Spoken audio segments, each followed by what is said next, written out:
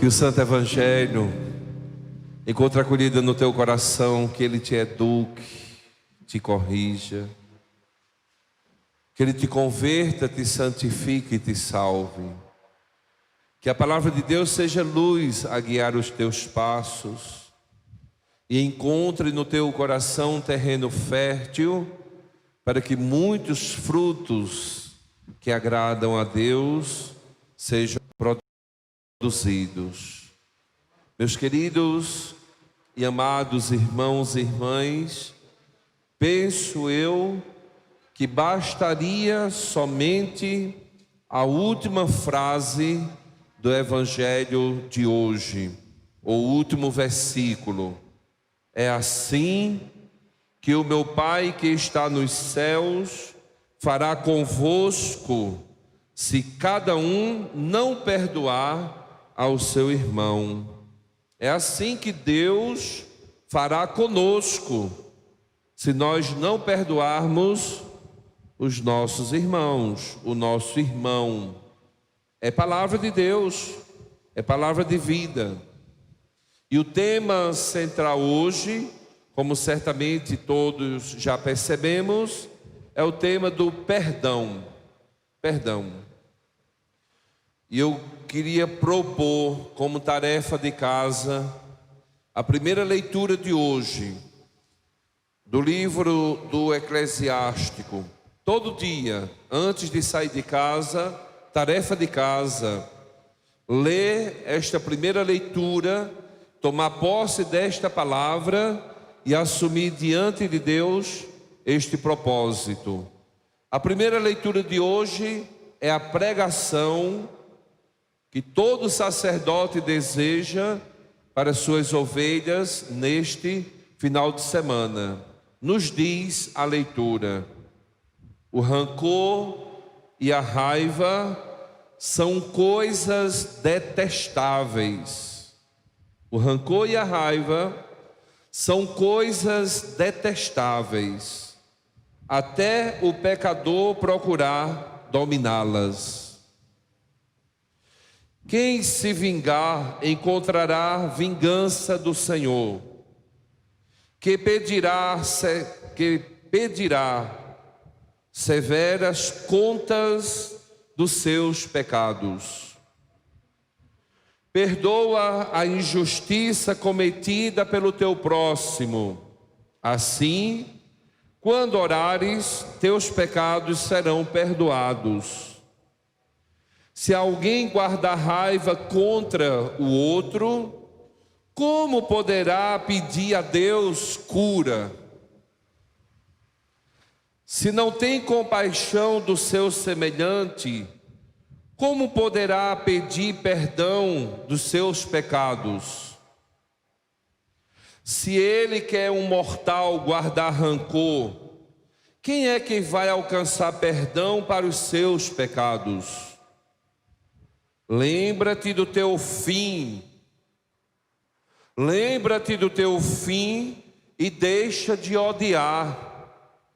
Pensa na destruição e na morte e persevera nos mandamentos.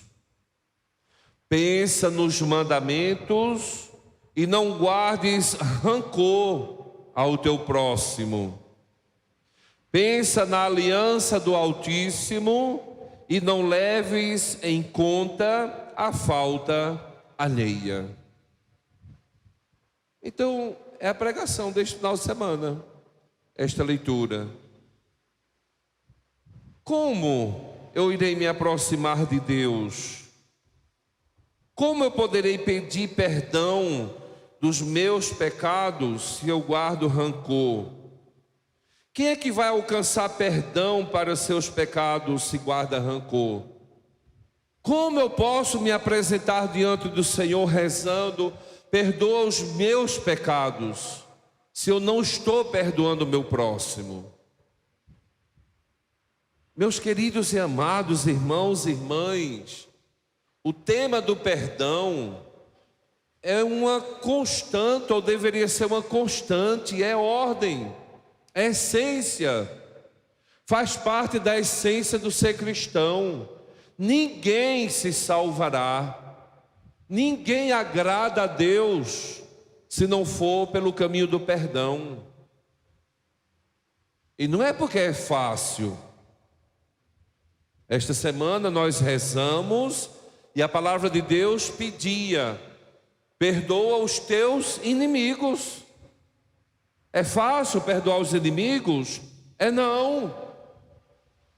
Mas se eu não perdoar os inimigos, diz a palavra, eu serei diferente em relação aos outros. Em quê? Porque perdoar quem me ama, perdoar quem me faz bem, até os bandidos, marginais, ateus, à toas, todos fazem isto. Qualquer pessoa que nem conhece a palavra, nem ouviu falar o nome de Jesus, perdoa os seus. Então eu serei diferente em quê? Em relação a um ateu ou um à toa, se eu não perdoar meus inimigos? E como eu alcançarei então a salvação?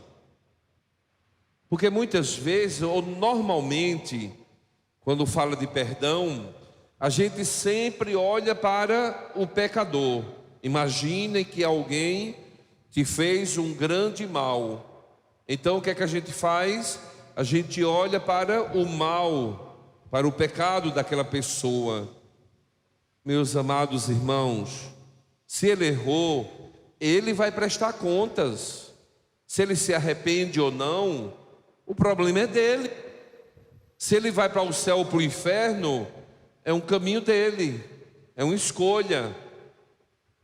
Mas se eu não perdoar, eu também vou para o inferno. Eu não posso permitir que o erro e o pecado do outro me arranque de Deus, me tire a possibilidade da eternidade. Se ele pecou, se ele fez o mal, o problema é dele. Eu preciso agora trabalhar em mim este ódio, ressentimento, rancor, que muitas vezes eu guardo no coração. Eu já disse aqui tantas vezes, tem alguém que chega para confessar ou conversar e diz: padre, eu não consigo perdoar. Se ferrou. Está frito com pouca graxa. Não conseguir perdoar significa inferno. Significa inferno. Que eu vou morrer com ódio e ressentimento. O pecado é meu.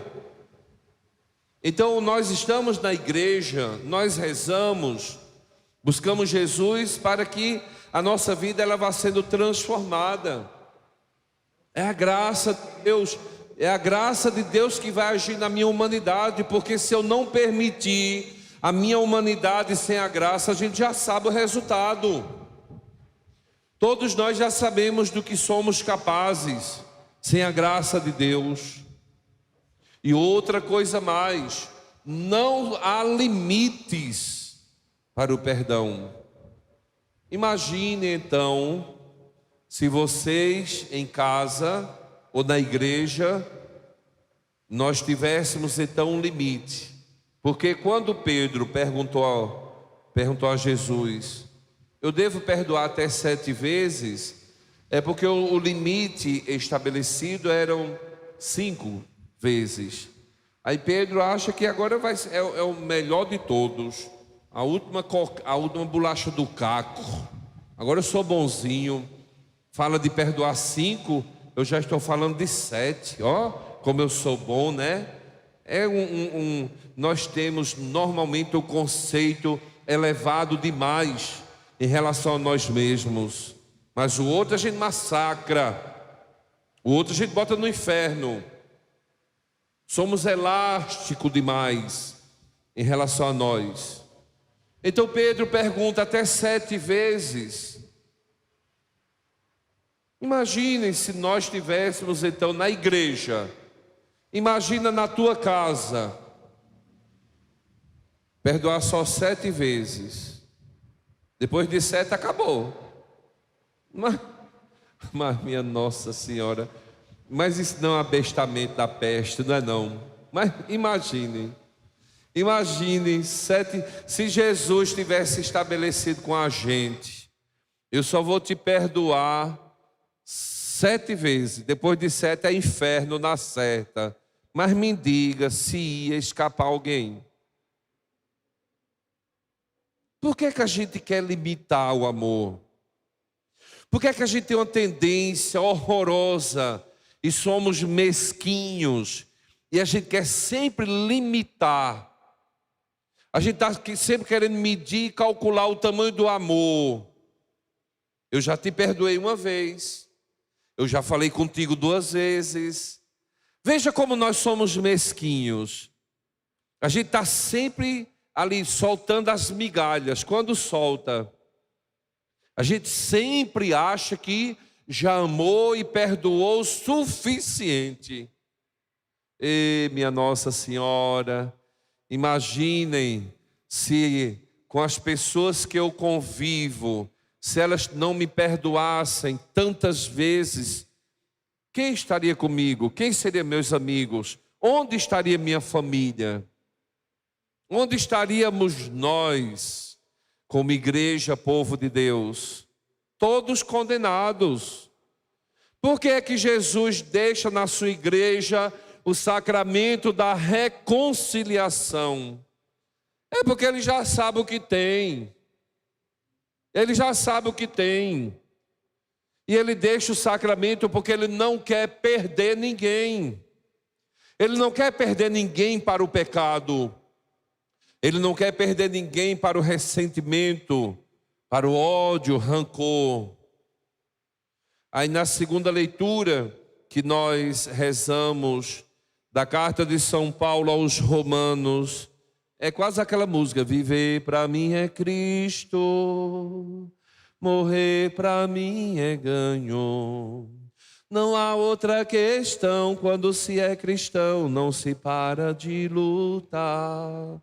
Olha que coisa tão linda, tão cheia de graça. Diz aqui a segunda leitura de hoje.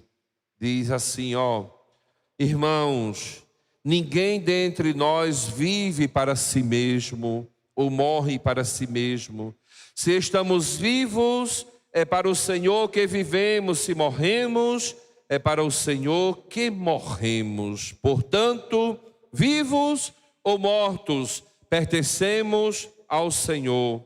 Cristo morreu e ressuscitou exatamente para isto, para ser o Senhor dos mortos e dos vivos.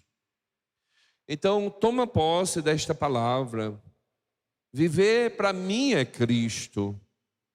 Viver ou morrer, não importa. Sem Ele eu não quero ser. Buscando meu amor, meu amado, vou por montes e vales, sem temer mil perigos, nem flores colherei no caminho, pois segui-lo é preciso, sem deter-me ou parar.